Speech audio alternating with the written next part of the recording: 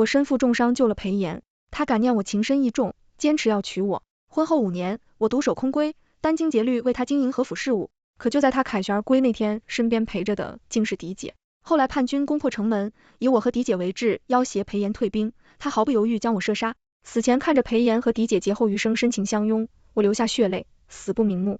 再次睁眼重来，我在裴炎志在必得的目光里就走了他旁边的少年郎。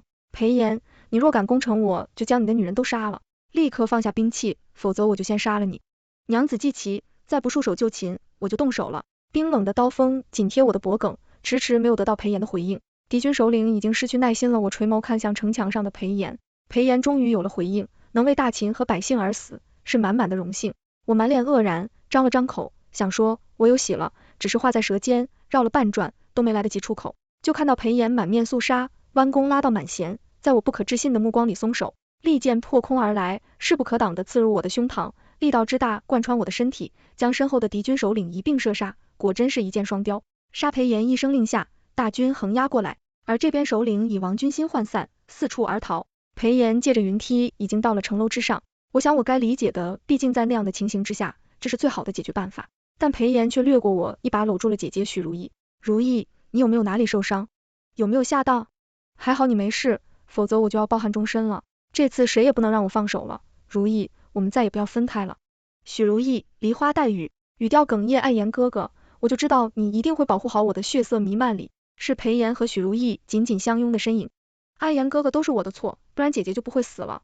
和你有什么关系？能够为大秦和百姓而死，是许小满的荣幸，她是你的妻子，你真的一点都不在意吗？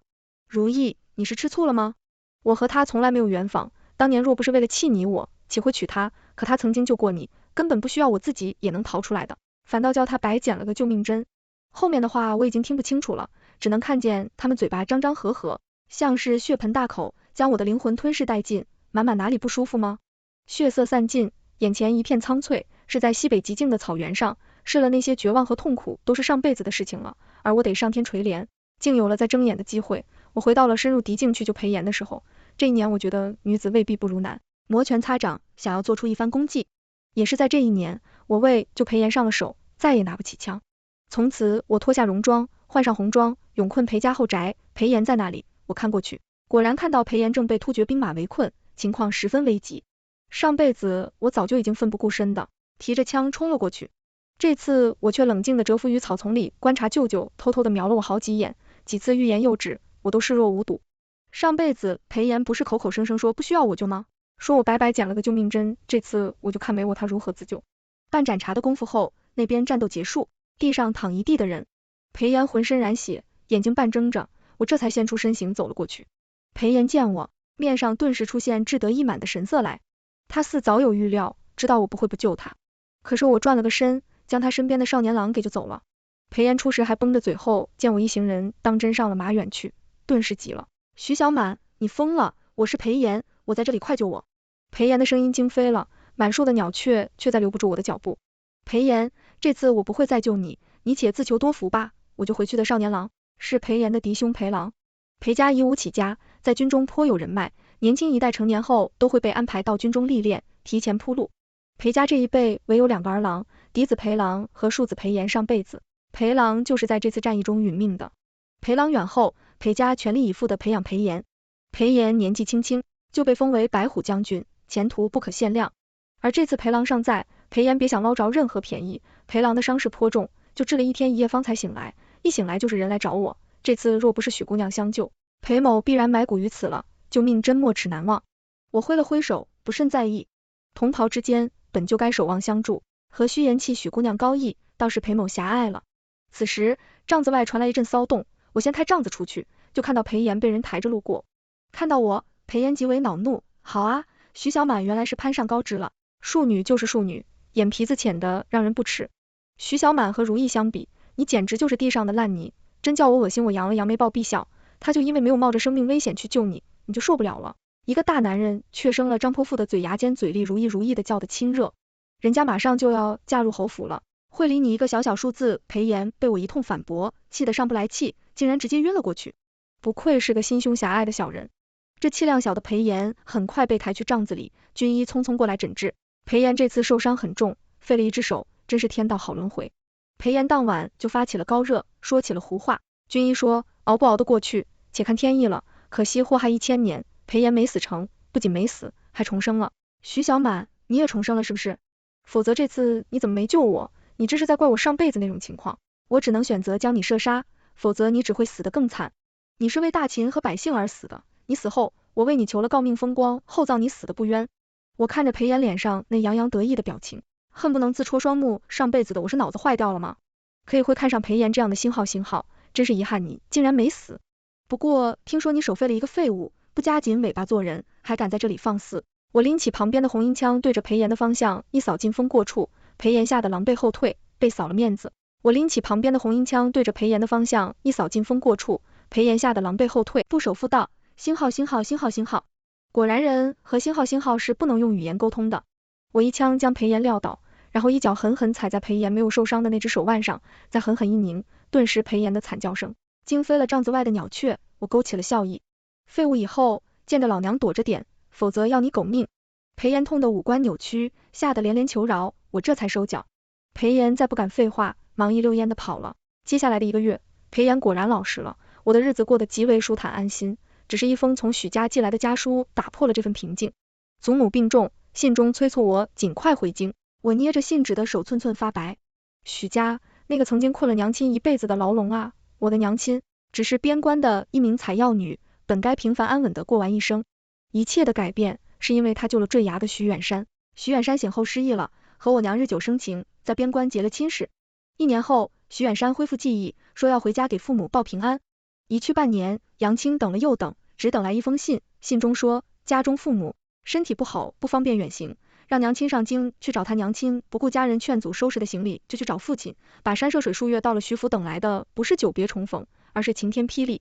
徐远山早在3月前就已经娶了京城贵女，而亲事更是他回京后2月就预定的。杨亲性子烈，和徐远山大吵一架，就要回边关去，却没想到被徐远山强行扣押了下来。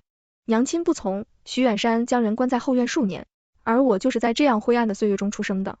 我的记忆里没见娘亲笑过，最深刻的记忆就是娘亲总是坐在窗前，眼睛看向西边，看着看着就泪流满面。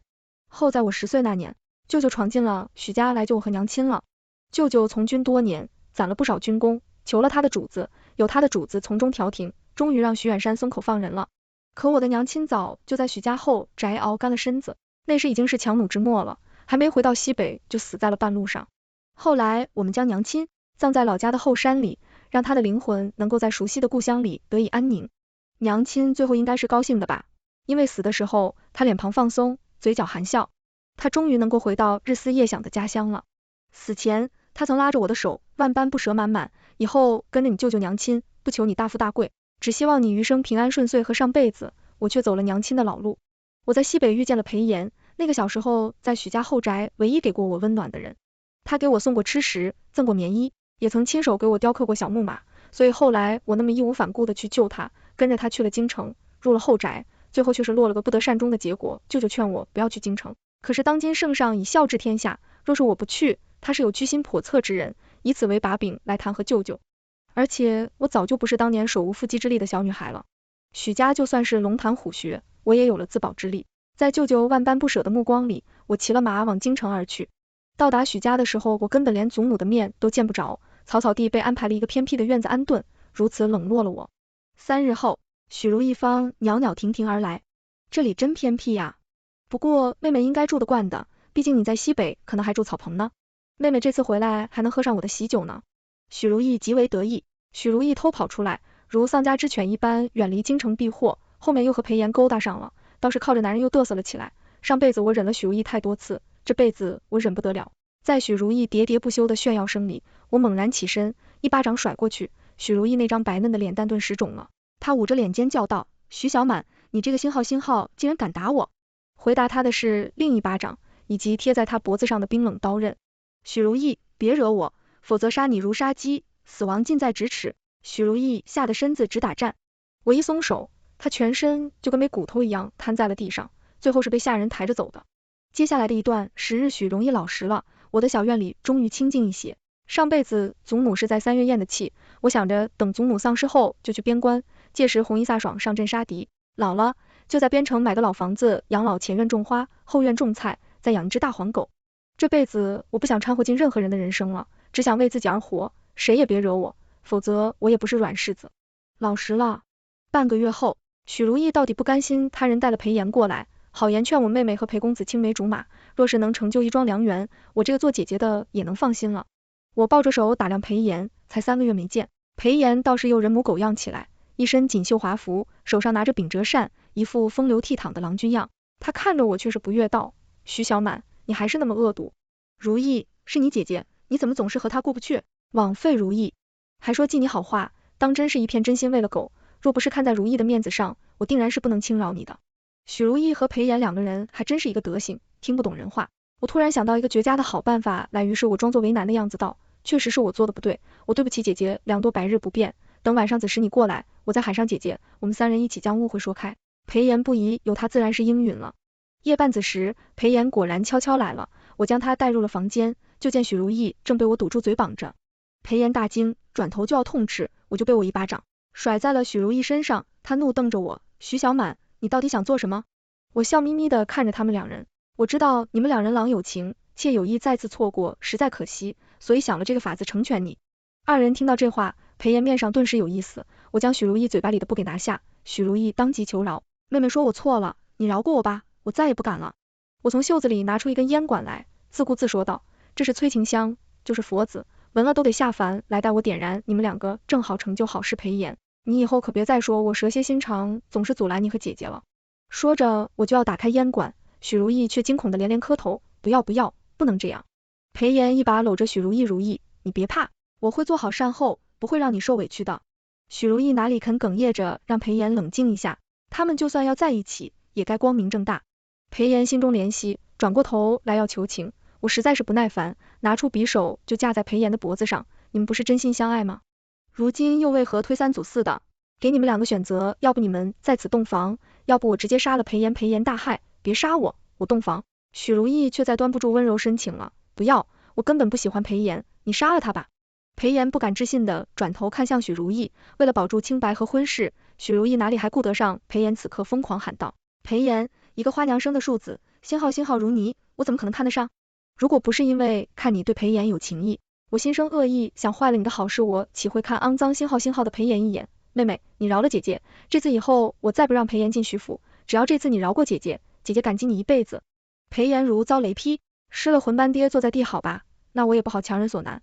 我收起了烟管，许如意插在身上的绳索就要跑，被裴炎一把拽住袖子：如意，你真的一点都没有喜欢过我吗？许如意用力一甩，袖子直接甩在了裴炎脸上，见重滚开。许如意夺门而逃，而裴炎失魂落魄，一会儿就猛然看向我，一双眼睛盯出灼灼光亮来，满世间还是你对我最真心，再给我一次机会，这次我一定会好好爱你的，满，再给我最后一次机会好不好？我被恶心坏了，一脚踹过去。裴炎半天起不来，满心好胚子，别叫我，给我滚，否则我真的会控制不住，要了你的狗命。裴炎愤怒的爬起身，走出好几步后又转过身来，满我不会放弃的，我直接一脚将他踹飞到墙外那个自我来徐府，未见一面的祖母如期死了。丧事后半个月，我收拾了行李准备回西北，却不料被裴炎拦住了脚步，他身后跟着手持圣旨的太监和御林军，我茫然跪下接旨。奉天承运皇帝诏曰：自文中永伯徐远山小女，娴雅大方，温良敦厚，品貌出众，正宫闻之甚悦。今顺天府尹裴炎恰逢适婚之龄，当择贤女与配。恰逢爱卿之女待字闺中，与裴炎堪称天造地设一对特自婚，2家则即日完婚。我震惊抬头撞进裴炎含笑自得的目光里，一生的血液都在沸腾叫嚣，有个声音在脑子里喧嚣着：杀了他！只要杀了裴炎，婚约就不作数了。只是目光在触及裴炎身后的御林军时，恍若都头一盆凉水浇下来。我纵然可以杀了裴炎，但藐视皇权一顶帽子压下来，我的旧家怕是要死无葬身之地。此刻我万分后悔，重生的时候就应该一刀宰了裴炎，不然焉有今日之祸。我僵硬的接下了圣旨，才回到小院，裴炎就紧跟着来了，此番却不是一人身后贴身跟了2人，眼一扫我就知道那跟着的2人都是高手。裴炎如闲庭散步一般到我近前，满我知道让你一下子接受我还有点难，但是没关系，我愿意一直等到你再爱我的那天。虽然我废了一只手，但我依旧得到了太子的赏识。我年纪轻轻就已经是顺天府尹了，不会辱没你的，我只觉得恶心。猛然伸手一把掐住裴炎的脖子：狗东西，你真以为我不敢杀你吗？嫁给你做你的春秋大梦吧，看到你我就恶心的不行，我宁愿死都不愿意嫁你。话落，狠狠地将裴炎甩开，那2个护卫反应过来，虎视眈眈地围到裴炎前面。裴炎白着一张脸，徐小满，无论前世还是今生，你都只能是我裴炎的妻子，别的男人你想都别想。徐小满，你注定生是我的人，死是我的鬼，人死了，尸体我也会照抬进门的。裴炎放下狠话就离开了，而我久久不能释怀，无形中好像有一张网要将我牢牢捆缚在，告诉我，女人就该顺从，该三从四德。我没想到裴浪会来，他风尘仆仆而来，满面关切。许姑娘有句话，我早该在西北的时候就跟你说了，但是现在也还不晚，我心悦你，你愿意嫁我为妻吗？往后余生，我定当爱你敬你。我惊讶抬头，裴公子恐怕还不知道，我刚刚才接了圣旨，已经被赐婚给裴炎了。听了此话，裴郎却从容一笑，今日我既然来了，就是已经有了万全之策。我的姨母嫁给了太后的胞弟，有着姻亲关系，在太后那里也能说得上话，到时候我早就私定了终身，虽然名声有点损失，但时间久了，大家就都忘记了。圣旨上也只写了忠勇伯府幼女，并未指名道姓，这可回旋的余地很大，到时候可以让伯府认个义女，这事情也就圆过去了，无论事情成与不成。但裴浪这颗心却是极好的，这的确是个难得的周全法子，只是我心头却没有欢喜。归根结底，还是逃不过入后宅禁锢一生的命运吗？我抬头看向裴郎，我若嫁，你还能上战场吗？裴郎当即拧眉，许姑娘，你当知道我们裴家也是京城有头有脸的人家，家中妇孺的一言一行皆有规矩，稍有行差，踏错就会影响裴家的百年声誉，所以以后既嫁入裴家，就要守我裴家的规矩，相夫教子，操持忠馈孝顺长辈，那和上辈子又有什么区别？我摇了摇头，裴公子的好意我心领了，只是我并不愿意裴郎万没料到我会拒绝我为敌他为庶，我未来是裴家家主，他却毫无根基，你宁愿嫁他也不愿嫁我，我谁也不嫁你，何必说这样负气的话？你别无选择，我累了，恕不招待。裴公子，请回吧。好，我给你时间，你好好想一想，我相信你会做出最好的选择。院门被关上，我望向西北的方向，眼神越来越坚定，这辈子我要为自己努力到底，阻我者死。在婚期的前一天，我去了郊外的护国寺，在慈悲的佛像面前，我长跪不起，心中暗暗祈愿，系女为2愿1愿，家人幸福安康；2愿能如愿以偿的回西北，自此自由自在。若是遇有阻碍，我也唯有放下心肠，拿起屠刀了。我给娘亲点了一盏长明灯，添了香油钱，然后信步去了后院，在一棵大菩提树下见到了我此番来见的人，那是一位满头银丝的老妇人，此刻一手撑在树干上，一手捂着脑袋，面上全是隐忍痛苦之色。我提起裙摆，小跑过去，将她扶在一边的凳子上坐下，然后伸手为她按摩头部。不过一会儿，那人就面色和缓，她转过头来细细打量我，我不卑不亢，任其打量，是个善心的好姑娘。老夫人谬赞了，只是举手之劳，不足挂齿。那人还要说些什么，却被杂乱的脚步声打断。只见一群人快步奔来到了近前，瞬间跪倒一片。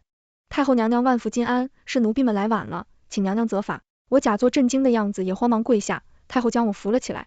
哀家今年头痛无数，名医看诊都未能解决，但刚才在姑娘的按摩之下，竟然大为缓解。我诚惶诚恐禀道，臣女也是偶然从杂书上看的，能够帮助到太后娘娘，实乃大幸。太后笑道，既称臣女，你是哪家的孩子？臣女是忠勇伯父家的姑娘。旁边的女官当即在一边细细说了我的身份。太后含笑点头，既是即将成亲了，那哀家该赏你点东西压箱。我面上却是犹豫神色，然后复又跪了下去。臣女不求什么赏赐，但求太后娘娘一个恩典。太后脸上的笑意淡了一些，说说看，臣女不想嫁给裴炎，臣女愿入宫为婢伺候娘娘一辈子。臣女没什么拿得出手的，只一手按摩手法，尚可求娘娘成全我重重叩首。太后最后同意了，我当夜就收拾了包袱入了宫，自此成了太后身边的一名婢女。每当太后头痛症发作的时候，为其按摩缓解，而裴炎的婚事如期举行，只是从忠勇伯府出嫁的新娘变成了许如意。上辈子爱得缠绵悱恻的两人，这辈子撕破脸皮后，不知道会如何共度良宵。而我在宫里待了1年后，完全取得了太后的信任。当今圣上荒淫无道，终日沉迷于女色，不理朝政，很多奏折直接送到慈宁宫，由太后娘娘批示。只是太后数月之前眼睛渐渐不好使了，看不得小字，所以奏折由我代为诵读，然后再将太后的意见御批其上。权力里我似乎只有一步之遥，但这远远不够，没有真正将权力捏在手心，我就依旧只是蝼蚁，任人宰割。这日圣上来给太后请安，他看到了在太后身边伺候的我，当即眼前一亮，笑着道，母后身边竟有这样的可人。太后近来眼神越发不好了，整个人变得喜怒无常。此番听了皇帝的话，转头看我眼神阴森森的，既然皇帝喜欢，那就领回去吧。我吓得跪地求饶，但太后却是阴恻恻道，只是过去伺候皇帝几日，那是你的荣幸，过几日就回来了。哀家在宫里等着你，我被皇帝扯着走了一回到干清宫，皇帝一笑着就要扑过来，我直接一个手刀将皇帝给劈晕过去了。旁边伺候的太监熟视无睹，反而殷勤的给我奉茶许姑娘贤王那里一切都准备就绪了，就等许姑娘这边的信号了。我脸目饮茶，却没有立即回复。早在大半年前，我就和贤王搭上线，贤王就是舅舅的主子，当年也是因为他的恩情，舅舅才能从徐府带走我和母亲。此番我和他达成合作，我助他夺得至尊之位，他允诺我事成之后，封我为平西郡主，镇守西北，统领100万兵马。我在宫里待了5、6日，圣上就腻了，自然替我承宠之人是贤王，早就安排妥的。毕竟在我为太后御批奏折后，可是助了贤王不少事，贤王事已成，如今差的就是一个名正言顺的幌子入主紫禁城了。圣上终日沉迷女色，身子早就掏空了，日渐虚弱。外面隐隐有风声传出，说圣上怕是没有多少时日了。太子日日进宫探望，一副孝心可嘉的模样。只是有人秘密举报太子农逆圣上再昏庸，也还是惜命，想要长长久久的做这个龙椅的。得了密报后，龙颜大怒，当即让御林军抄了太子府。果然在里面抄出龙袍玉玺等为支之物，不计其数。天子一怒，血流成河，太子被赐毒酒1杯，和府上下全部斩立决。和太子又牵连的所有官员世家全部清算，裴炎和许家也在劫难逃，择日问斩。行刑前，我特意去看望了裴炎和许如意，两人蓬头垢面，浑身是酷刑后的血痕。裴炎看到我疯狂求我，满满，你救我，救救我呀！我什么都不要，以后在你身边做暖床的罢了。满满，我们上辈子亦是夫妻，还是有感情的满满。我笑着看向许如意，你这辈子的妻子可是许如意呀，你上辈子不是心心念念的一个如意吗？说失去他会抱憾终身，现在可好了，你们两个终于能永远在一起了，你们放心，等你们死后，我会将你们的脑袋放在一起下葬，而你们的身体则会丢进河里喂鱼。听说躯壳不完整的人无星号回，也不知是真是假。裴炎和许如意知道求我没用，开始疯狂地咒骂我，他们终于也感受到了我上辈子死时的绝望和痛苦了。至于我的生父许远山，抄家灭族断子绝孙是他的报应，因果循环，报应不爽。那些伤害过我对不起我的人，请用命来偿还吧。太子死后，社长越发疯狂了，他总觉得有人要害他，他怀疑他的儿子，怀疑他的母亲，夜夜不得安宁，时常从噩梦中惊醒，再次从噩梦中醒来。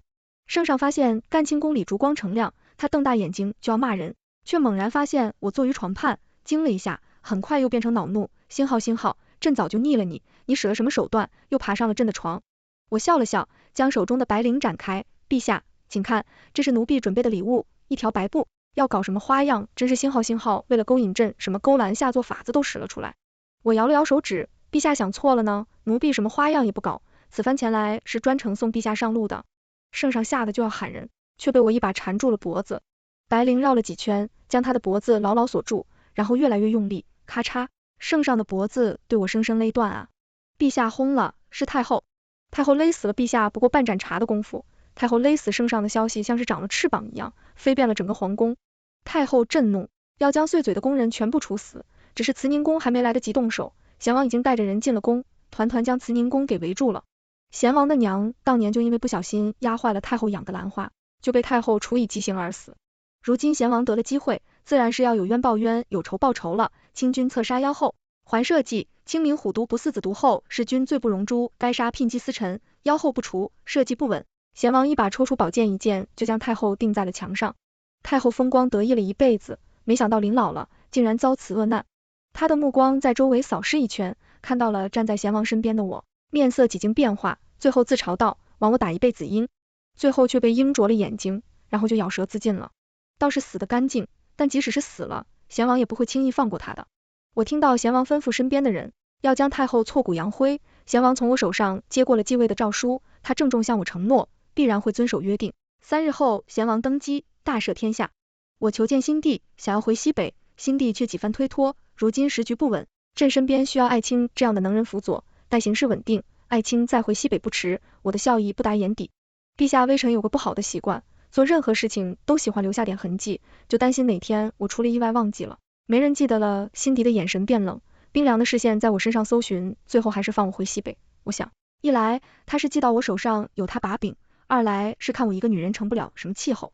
我带着赤峰的圣旨快马回了西北，自此鱼入大海，再没人能够束缚我心地稳固。朝堂用了整整3年，等他回过神来要对付我的时候，发现我已经深深扎根于西北百姓，不知心的只知平西郡主神勇无敌。我花了3年时间稳定周边，将100万军队牢牢握在手心。新毕连下3道圣旨求娶我位后，一一被我拒绝。舅舅不解，皇后可是秦国最尊贵的女人，满满，你真的一点也不心动吗？我沈笑道，什么最尊贵的女人，做了还不是伺候帝王的活，给他生儿育女，还得给他管理女人。我放着大将军不做，去伺候一个男人，我又不傻。舅舅听了也觉得有道理。如今我们在西北就是土皇帝，日子何等逍遥快活心的贱，利诱不成，主要连下12道诏令召我回京，我手书一封入京可以，但是我得带50万兵马随行。辛迪顿时默了，再不提让我回京的事情。辛迪想着我一贱女留过个几年，可能就成亲生子了，到时候不用一兵一卒，我自己就土崩瓦解了。可万万没想到他死了，我都还好好的盘踞在西北，他的儿子一登基，为了安抚我，一道赤峰平西王的圣旨到了我手上。我很满意，这个小皇帝很识时务。同年我也请封了我的义女为侍女，她是我千挑万选的孤女，她会代替我延续西北女将军王的荣光，会永远成为紫禁城内95至尊的新头次，会改写秦国女子的地位。若有不恭敬，可去西北，那里有女将军王风起云涌，我依旧是雄鹰，谁也不能阻挡我展翅高飞。